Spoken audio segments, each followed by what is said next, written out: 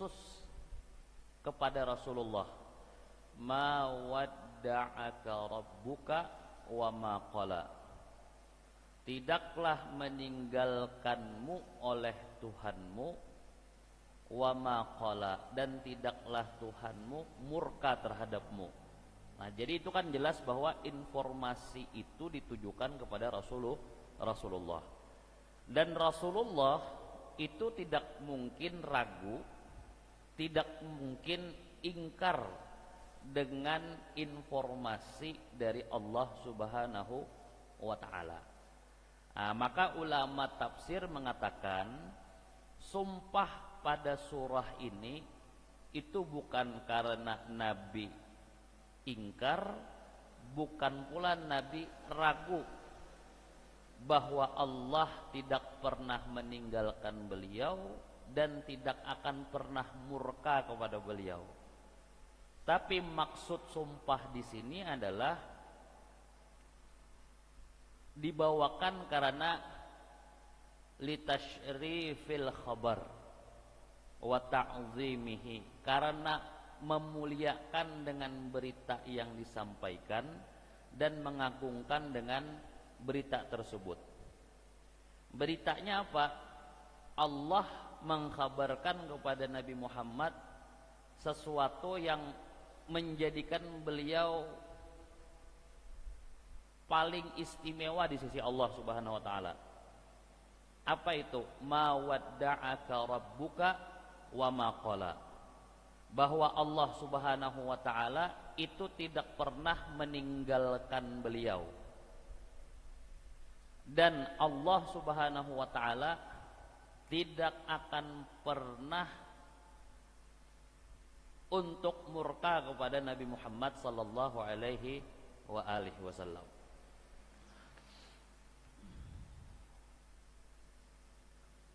Allah Subhanahu wa taala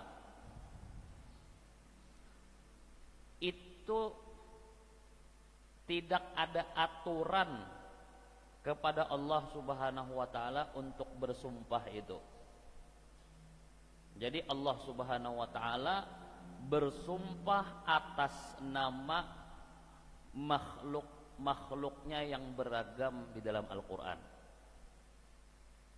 Allah bersumpah dengan seperti ini, waktu duha dan waktu malam.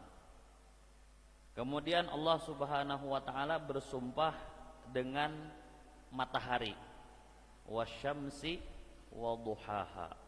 Kemudian Allah Subhanahu wa taala juga bersumpah dengan bulan, wal qamari idza talaha, dan makhluk-makhluknya yang lain.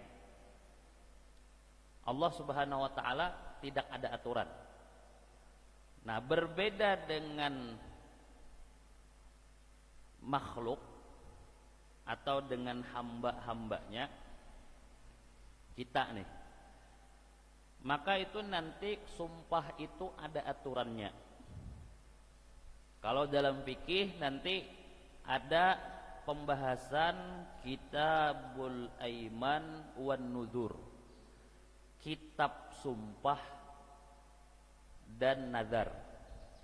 Itu pembahasannya tuh rinci, kitabul aiman wan nuzur.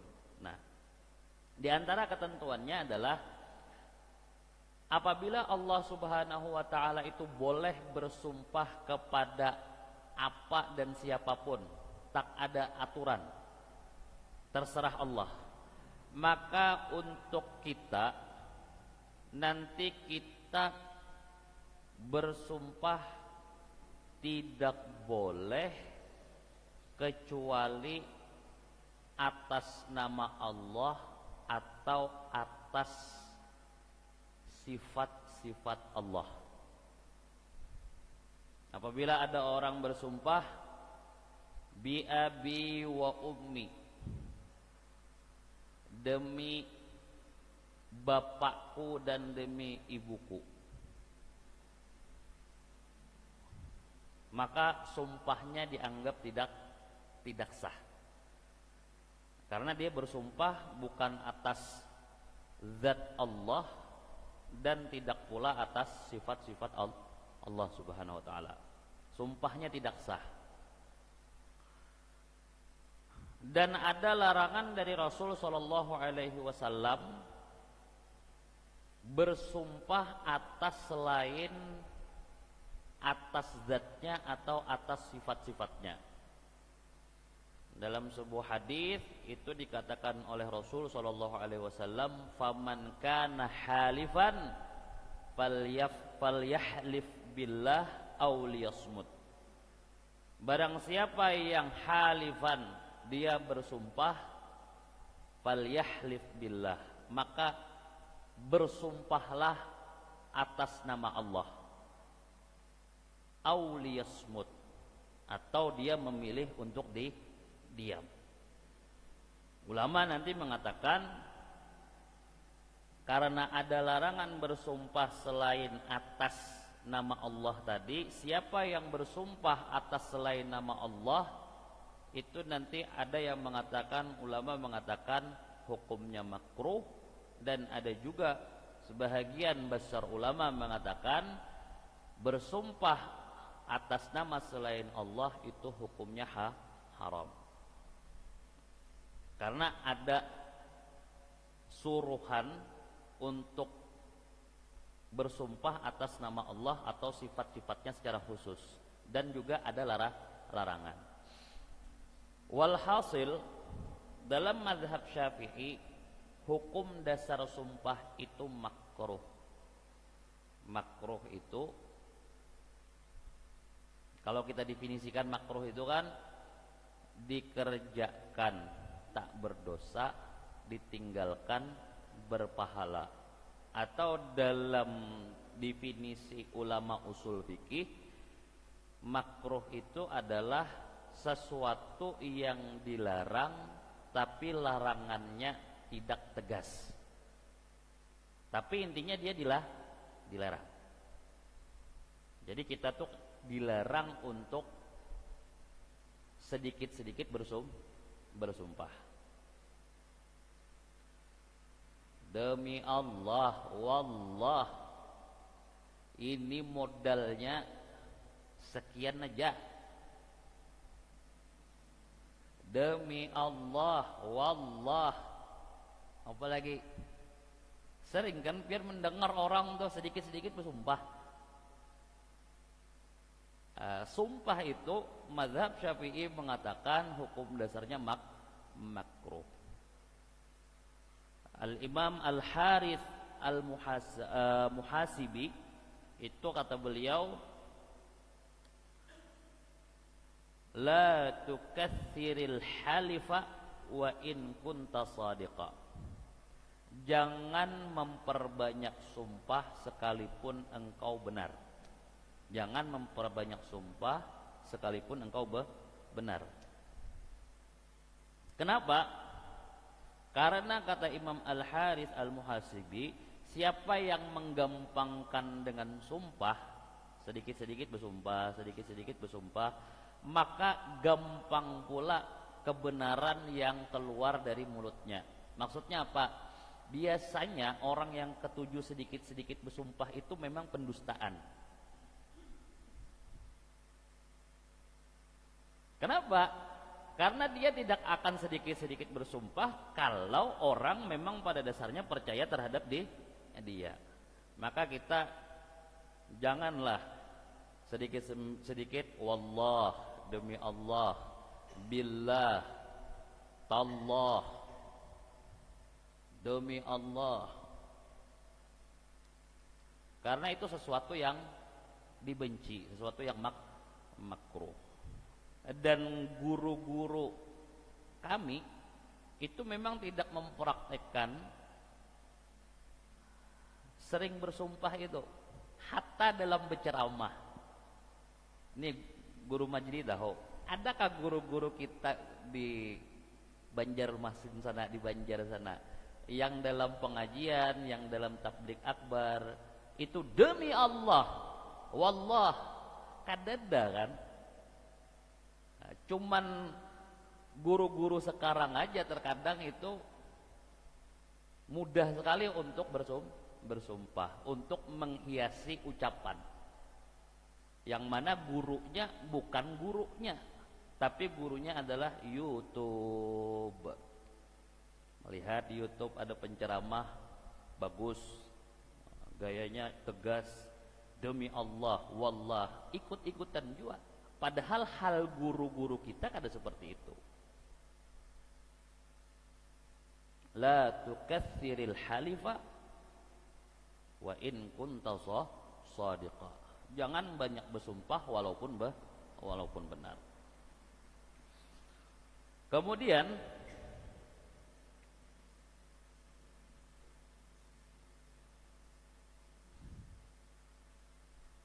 sumpah itu diartikan sebagai tahqiqu al-muhtamal, tahqiqul muhtamal. Itu secara ringkasnya ulama fikih mengartikan sumpah itu adalah tahqiqul muhtamal, memastikan yang sifatnya kemungkinan. Memastikan yang sifatnya kemungkinan. Kemungkinan dikerjakan atau kemungkinan tidak dikerjakan. Jadi kalau misalnya bersumpah nih, ini contoh, demi Allah setiap pagi Jumat saya hadir pengajian.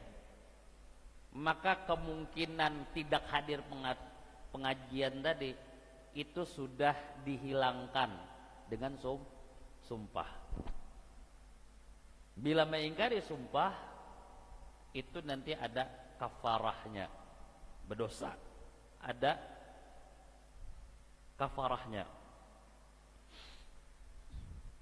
Kemungkinan salah dan benar.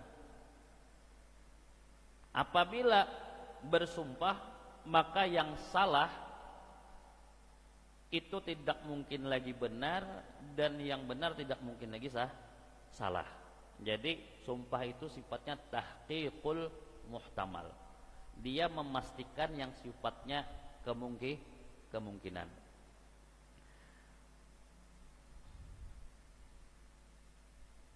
Kemudian tadi sumpah tidak boleh kecuali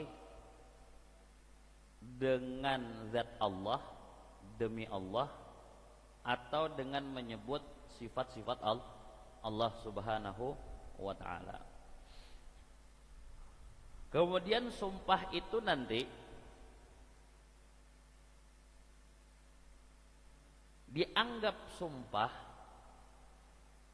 apabila dia shadir min balighin aqilin mukhtarin lafidhin bihi. Apabila dia keluar sumpah itu dari orang yang baligh, berakal, mukhtarin, atas kehendak sendiri, tidak dipaksa. Kemudian lafidhin, ia melapaskan dengan sumpah itu. Jadi kalau dalam hati aja, demi Allah saya akan terus turun pagi Jumat ke Masjid Mardatillah. Kalau dalam hati aja, maka itu ghairul munaqad, tidak dianggap sebagai sumpah. Tapi apabila dilafazkan, didengar oleh telinganya, walaupun tanpa saksi, itu hukumnya jadi sumpah. Apabila dilanggar, nanti ada kafaratnya. Yang ada kafaratnya itu, di sesuatu tuh apabila ada kafaratnya, itu hampir dekat atau bisa dikatakan sudah dosa besar. Misal bulan Ramadan, siang bulan Ramadan jima, ada kafaratnya. Maka membatalkan puasa sengaja dengan jima di siang Ramadan itu disebut ulama kabiratun minal kabair. Nah, seperti juga melanggar sumpah itu atau sumpah palsu itu juga bisa dianggap kabiratun minal kabair. Apa kafarat sumpah itu? Jadi kafarat sumpah itu ada 3. 1, memerdekakan budak. Memerdekakan budak. Tapi kan budak sudah tidak ada. Maka selanjutnya opsinya adalah memberi makan 10 orang miskin. Jadi 10 orang miskin,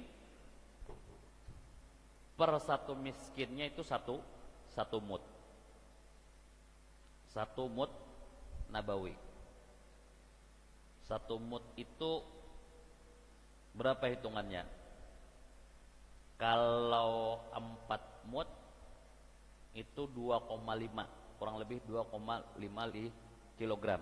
Jadi ya kurang lebih 6 sampai 7 on per satu orang.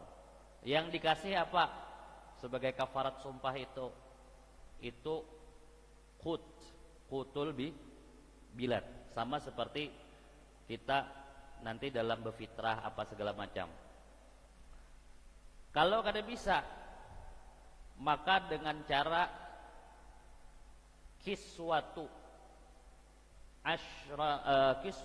asyrati masakin, memberi pakaian 10 orang miskin. Kalau tidak bisa, maka diganti dengan puasa salah 1 ayyam, puasa 3 hari. Itu kafarat sumpah bagi orang yang melanggar sumpahnya. Dan kafarah sumpah ini sebagaimana kafarah lainnya, dia tidak jatuh dengan meninggalnya orang tersebut. Maka nanti meninggal yang melanggar sumpah itu diambil dari tarikahnya,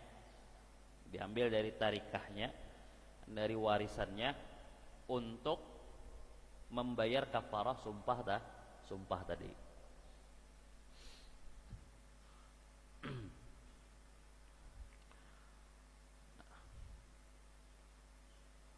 Jadi sumpah itu nanti ada rukunnya. Ada rukunnya. Rukun pertama al-muqsim. Al-muqsim itu orang yang bersumpah. Kalau di sini yang bersumpah itu Allah Subhanahu wa taala. Al-muqsimnya Allah. Kemudian ada al-muqsam bihi, yang dijadikan sumpah.